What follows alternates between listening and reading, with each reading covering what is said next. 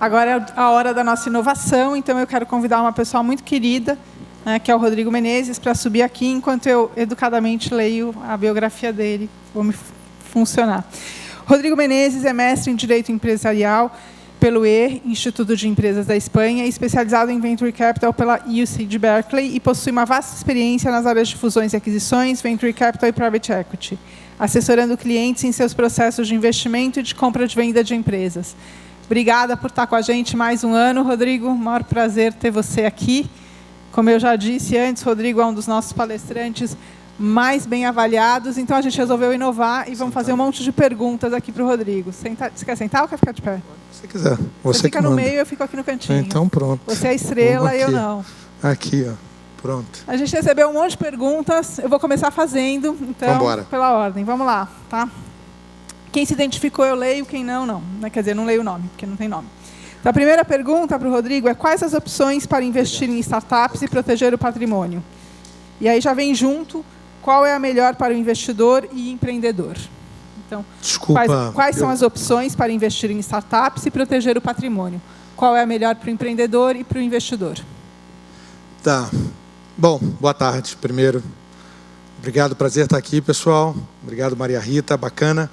A ideia é aproveitar aqui, acho que a Maria falou da questão da inovação, da gente aproveitar a troca, ao invés de eu vir aqui falar, de vocês perguntarem. Então, aproveitem esse momento. Lembrem-se que advogado cobra por hora, então agora é de graça, tá bom? Então, aproveitem essa e façam as perguntas. Vamos lá, até me perdi, fui fazer brincadeira aqui e me perdi. Qual é a melhor maneira de investir em startups? Qual é a melhor para o empreendedor? Tá, qual é a melhor para o investidor? Bom. A melhor maneira de investir em também, startups, tá bom. Eu sou investidor anjo, então vou responder essa perspectiva, não só sobre o lado de advogado, mas sobre a perspectiva do investidor anjo. Como investidor anjo, investir numa startup que ainda vai provar o MVP, que ainda vai testar, eu quero investir com dívida conversível. Por que eu quero investir através de uma dívida conversível se é uma dívida? Bom, é um investimento feito de uma outra forma. Então, ao invés de eu colocar equity dentro da companhia e já pegar 10%, eu coloco uma dívida e digo, olha, quando eu converter essa dívida, eu vou ter 10% da companhia. Então, se eu coloquei 100 mil reais, eu vou simplesmente converter aqueles 100 mil reais no futuro, se tudo der certo, nos 10% da companhia. E não só eu, como investidor anjo, gosto de fazer isso. Se a gente for na maior parte das aceleradoras e naquelas incubadoras que também podem fazer investimento, mas utilizando especialmente as aceleradoras, essa é a fórmula que a turma gosta de investir também. Por que ela é bacana, pensando sobre o ponto de vista do investidor?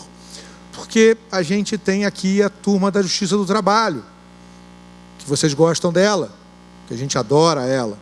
Então, a Justiça do Trabalho, ela gosta de pegar os bens, mesmo contra a lei, porque lembre-se, está lá dizendo que para desconsiderar a personalidade jurídica aí no patrimônio dos sócios, precisa ter tido fraude. Então, mesmo quando não há fraude, a Justiça do Trabalho, eu não tenho problema de dizer isso em público, ela dá uma rasgada, usa lá um subterfúgio para poder rasgar isso, e ela vai atrás do bem do sócio. Então, se eu sou um credor, ela não pode vir atrás do meu bem. Não deve. E diga-se de passagem, se eu sou credor, eu vou cobrar da companhia. Isso é real. Eu vou cobrar da companhia que ela me pague de volta aqueles 100 mil reais, mais a correção que eu tive. A diferença é, isso é um investimento na companhia. Isso não é um empréstimo bancário. Isso não é um empréstimo do Itaú, do Santander, do Bradesco, onde tem uma garantia real, tem o meu imóvel, tem recebíveis ou o que quer que o valha. Então, aqui a garantia são as próprias ações da empresa. Se a empresa não for bem sucedida, eu vou perder os meus 100 mil reais. Faz parte do jogo. Se a empresa for bem sucedida, eu vou converter aqueles 100 mil reais e ter 10% da companhia num momento um pouco mais adiante. Se a empresa for bem sucedida, mas eu tiver alguma fricção na relação com o empreendedor, e isso acontece algumas vezes, algumas poucas vezes, mas acontece, de repente o mais conveniente para todo mundo é, olha, empreendedor, paga aqui, né? Empreendedor não, companhia, pague aqui a dívida de 100 mil reais, junto lá com a correção do IPCA, ou 1% ao mês, o que quer que o valha, e eu vou embora para casa com a minha dívida paga e não fiquei sem esse recurso mesmo, a companhia tendo dado certo. Há outras alternativas, a gente acabou de falar aqui o próprio equity, que é super tradicional, mas é mais later stage, então não é para investimento anjo, ela é mais robusta, mais para fundos, mais para um capital mais sólido efetivamente da companhia, e aí o equity ele é mais conveniente para todo mundo, e essa questão da proteção ela fica um pouco menor, porque a gente está falando de um fundo, uma entidade normalmente CVM, então uma entidade que já tem uma estrutura muito mais profissional do que eu, né? Sou um investidor anjo, pessoa física. A gente vai ter o contrato de opção, que é uma outra alternativa, o investidor paga antes pelo direito a ter depois o equity da companhia. A gente tem o contrato de participação, que foi uma inovação, que foi bacana, veio no ano passado, que até onde eu sei ainda não foi testado, porque ele tem algumas questões para o uso dele, especialmente a gente estava, e aqui eu sei que especialmente a Anjos teve uma reunião passada com o Ministério da Fazenda, a gente tem lá o deputado Otávio Leite, que eu acho que falou aqui mais cedo, também tem um debate junto ao Poder Executivo e Legislativo para a gente melhorar um pouquinho mais esse contrato de participação, e ele melhorando, especialmente tendo o estímulo, ele vai virar certamente também um ótimo instrumento para a gente usar. Então a pergunta é curta, mas a resposta é longa, mas aqui é para que vocês saibam exatamente como é que é a dinâmica, mas preparem-se e acostumem-se. A dívida conversível, ela acaba sendo o melhor instrumento para se fazer o investimento. Super bacana. E acho que assim, é fundamental que investidores e empreendedores saibam isso, porque eles aproveitam melhor o tempo com o advogado que cobra por hora, né, Rodrigo? Certamente, certamente. Vamos lá para a próxima. E olha que tem advogado caro por aí, pô. Advogado que se veste assim não pode cobrar caro, né? Mas tem advogado de terno e gravata. O cara, para comprar gravata, fica mais caro. Vamos lá para a próxima. É possível ter um investimento anjo sem valor monetário? Hoje, nossa empresa não precisa de aporte financeiro, porém precisa de guidance e suporte. Como proceder? Eu não sei se eu chamaria isso bem de um investimento anjo, mas sim, é possível com que investidores anjo, vamos tratar dessa forma, sejam sócios de startups, mesmo você ter colocado recurso. Vamos pegar aqui um cara que tem cara de rico. A gente tem 3 caras com cara de rico aqui na minha frente. O Mike, o João e o Cássio. Né? Então, vamos pegar qualquer um deles, né, que estão com cara de rico. Vamos pegar o Mike que está com menos cabelo. Então, pega aqui o Mike. Pô, o cara foi empreendedor, vendeu empresa, montou uma aceleradora, sabe muito.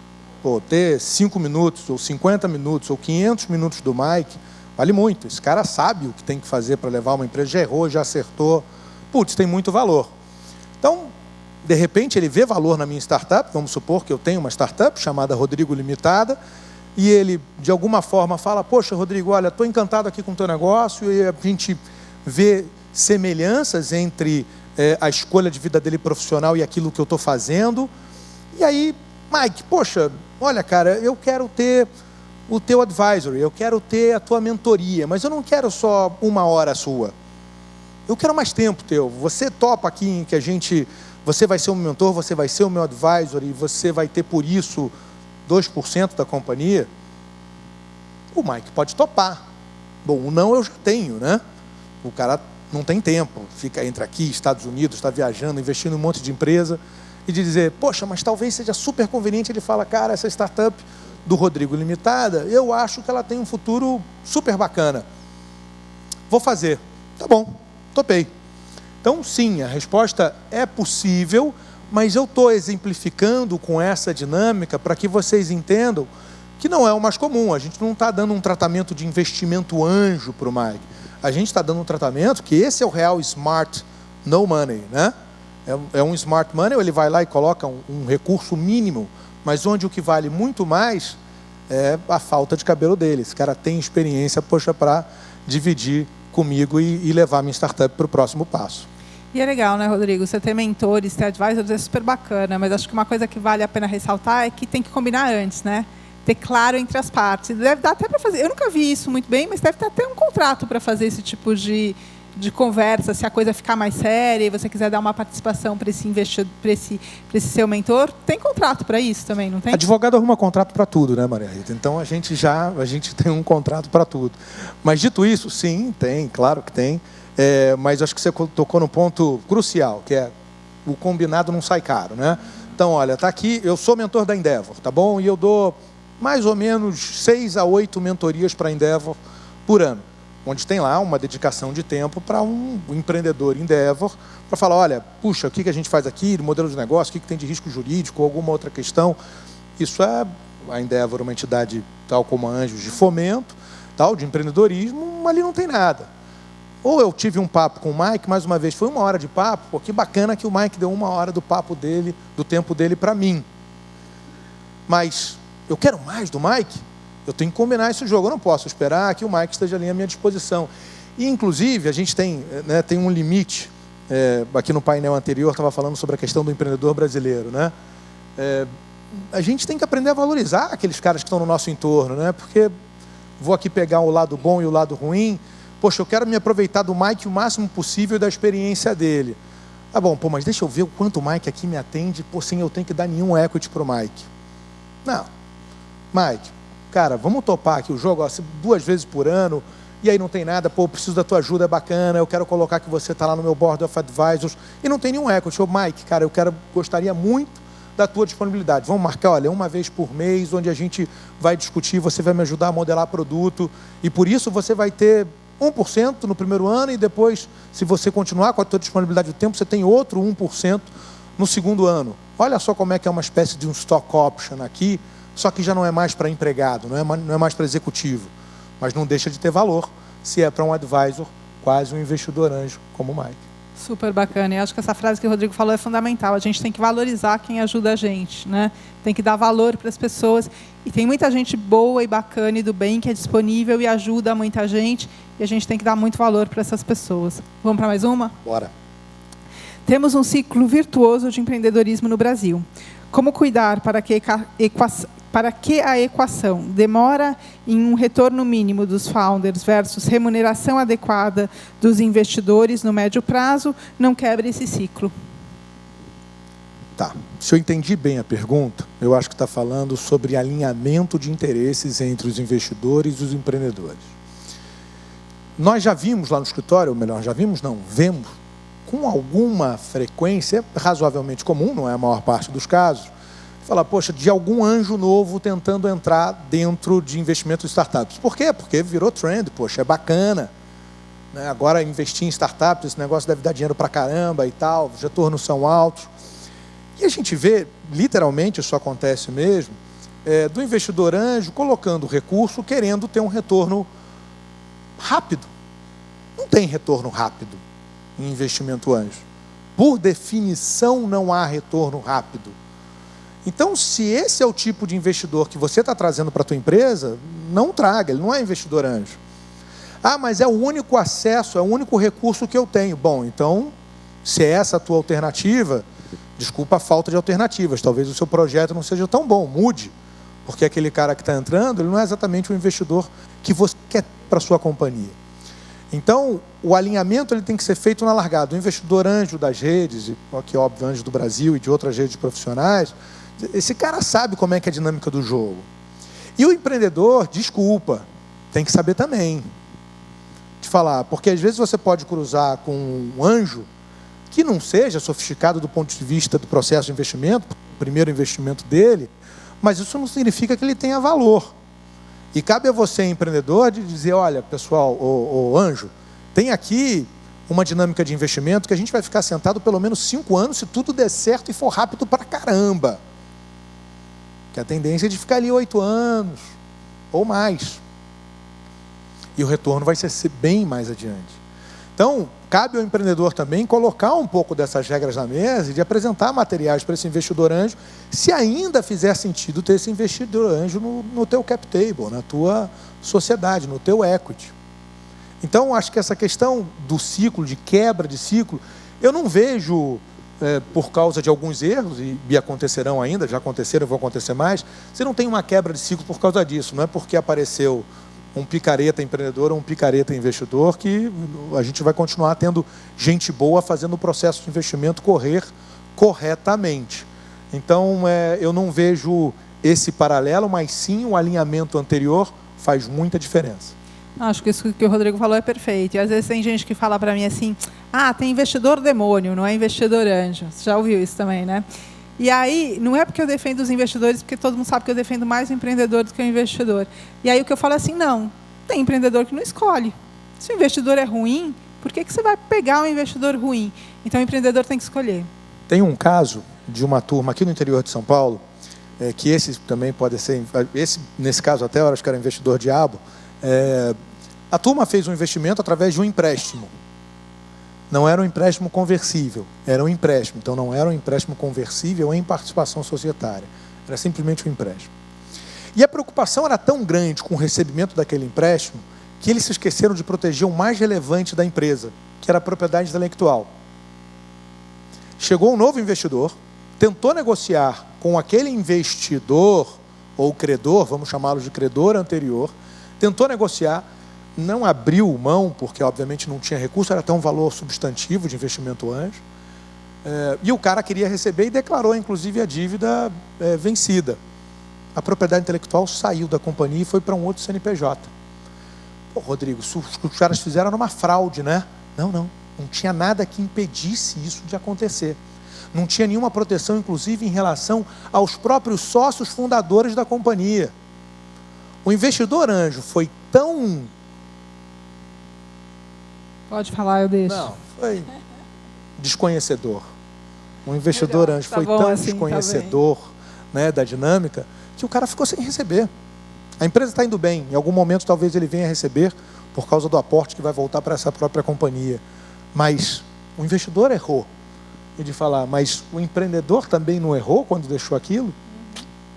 É sempre um jogo de dois, por isso que todo mundo tem que aprender pra caramba. E os advogados de plantão vão me adorar, tem que constar um bom advogado que entenda do nosso mundo, né? Pessoal, depois eu dou endereço, telefone, celular, tudo. Sem isso, não dá para fazer um bom contrato, de verdade. Acho que é ponto fundamental. Por isso que a gente traz esse assunto aqui sempre. Vamos lá para a próxima. Essa é do Elmar Rodrigues. Ele pergunta, por que os brasileiros não têm tanta credibilidade nas startups nacionais quando sabem que foi desenvolvido, mas principalmente nos Estados Unidos ela tende a ter uma aceitação maior? Como superarmos essa dificuldade? Bom, primeiro vamos lá, a dura realidade, tá bom? Nós estamos num estágio de maturidade aqui, o Vale do Silício está aqui. Então essa pergunta, ela, ou eu vou chamá-la de afirmação, é pertinente, mas na medida do que a gente quer comparar, não sei se nós podemos nos comparar, né? Lá nasceu em 1960, 66, 67, quando começou a se formar a HP, o Vale do Silício. Então a gente aqui começou a ter a tratar efetivamente de venture capital na época da bolha, então 98, 97, quando surgiu ali o boom de internet. Então 30 anos depois a gente começou, já logo estourou a bolha, a gente ficou sem falar nada e fazer nada por 5, 6 anos, e só voltamos a fazer isso em 2006, de forma mais profissional, volta ali com o Criatec. Óbvio, aconteceu tinha gente ali no meio do caminho que permaneceu.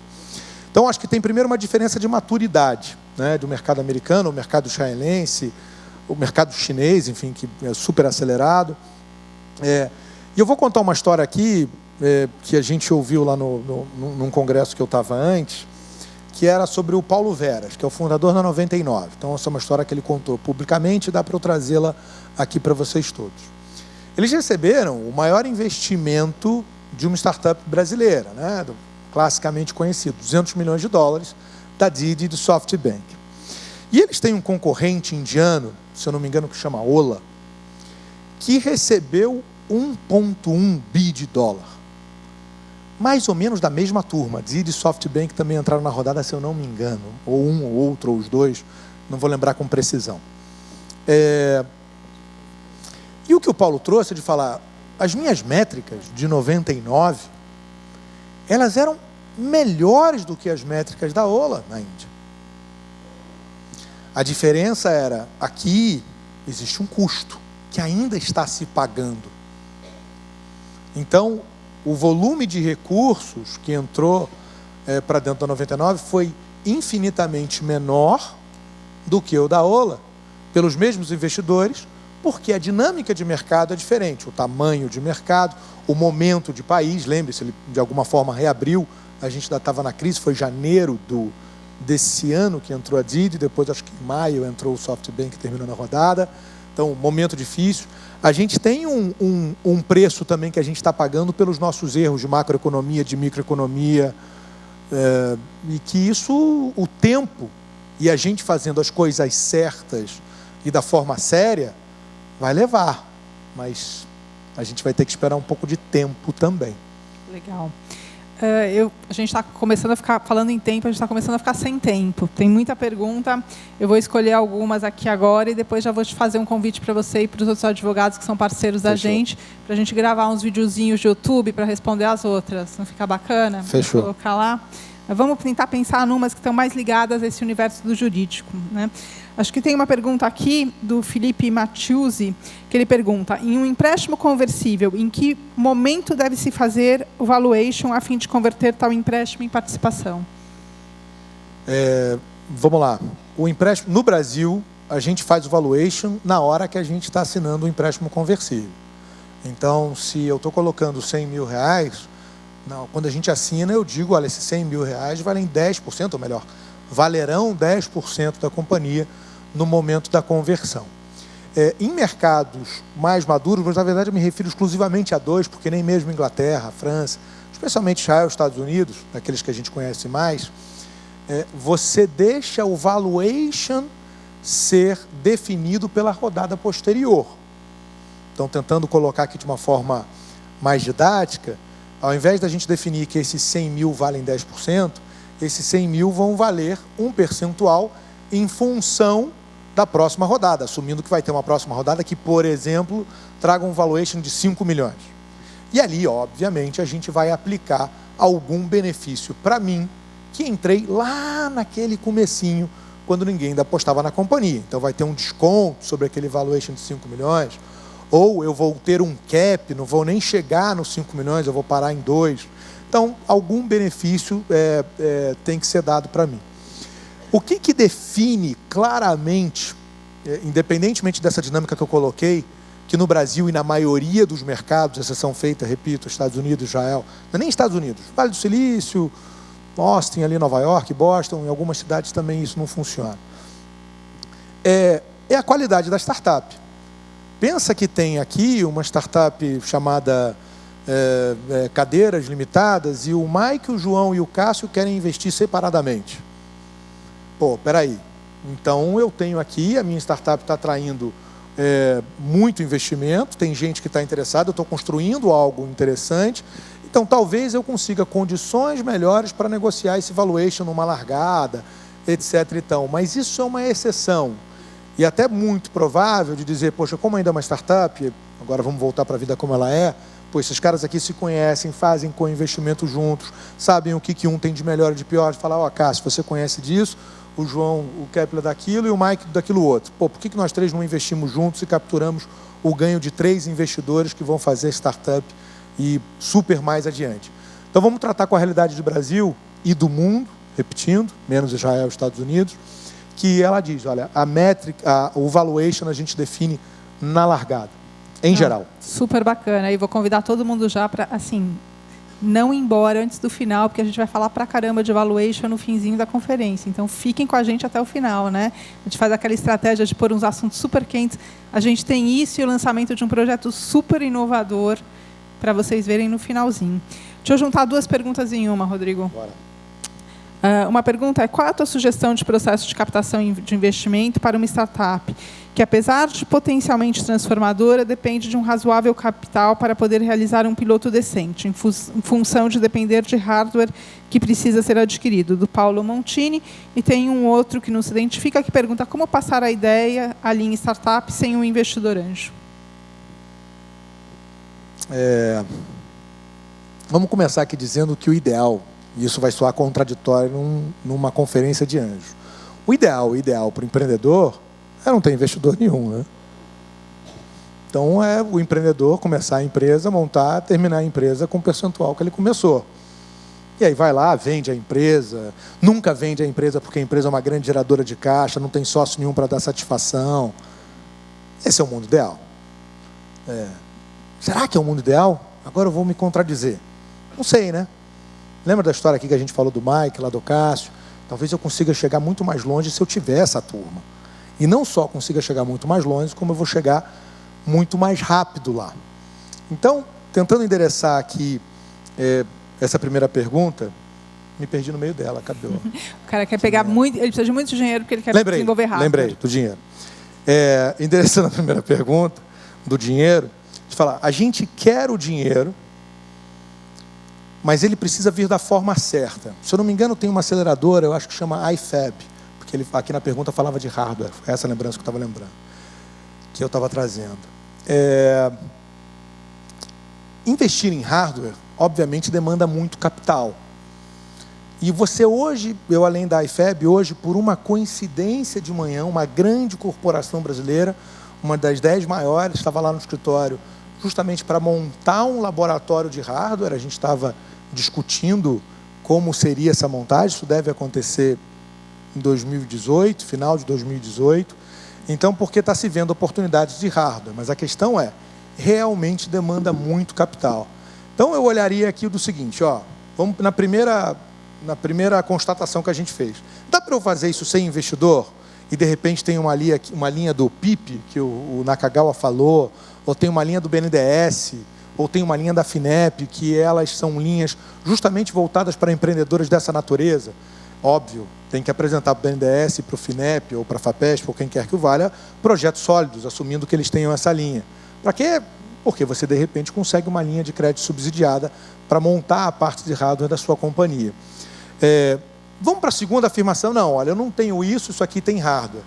Se tem hardware, dependendo do tipo de negócio que eu tenha, talvez o anjo não tenha capital suficiente para isso. Então, a gente tem que formar um pool de anjos, um grupo de anjos para ter muito mais capital para fazer esse investimento, ou eu estou na linha de hardware de indústrias de metal, sei lá, então eu vou para Votorantim Metais, então eu vou para GE, então eu vou para empresas que tenham isso na natureza e que na natureza delas, no objeto social delas, e que identifiquem na minha startup a oportunidade de eu ser, inclusive, uma fonte de negócios para essa companhia.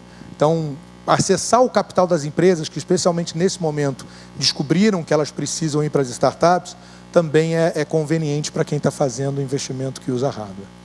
Super bacana. A gente tem um monte de perguntas, mas a gente não tem mais tempo. Então, o que a gente vai falar para o pessoal? Acessem o site da Anjos do Brasil. A gente tem o Guia de Investimento Anjo e Documentos Legais, que é um documento muito bacana. Foi produzido por 3 escritórios de advocacia de maneira pro bono, então eu sempre gosto de nominá-los e agradecer publicamente. Um deles é o Derraik Menezes, o outro é o Batista Luz Advogados e o outro é a Neo Law, com toda a curadoria da... Meu Deus, perdi o nome. Eu sou ruim de memória, não olha para mim. Peraí. Da Caroline Strobel, da Intel Capital, que é a diretora jurídica da Intel Capital, e apoio de professores da FGV Direito. Vale muito a pena, ele é gratuito, dá para acessar e tirar um monte de dúvidas. Além disso, no EAD, a gente tem um módulo que foi gravado também por esses escritórios, falando sobre isso, e várias das dúvidas que eu vi ali, vocês podem tirar lá. Tem um valor para pagar pelo EAD, é super baratinho, acho que é R$90, algo assim. Vale muito a pena, vocês vão aprender bastante. E a gente vai fazer os videozinhos para gravar no YouTube para responder as outras perguntas. Combinado? Combinado, Maria Rita. Super obrigada. Obrigado a você. Obrigado, pessoal. Espero ter ajudado. Valeu.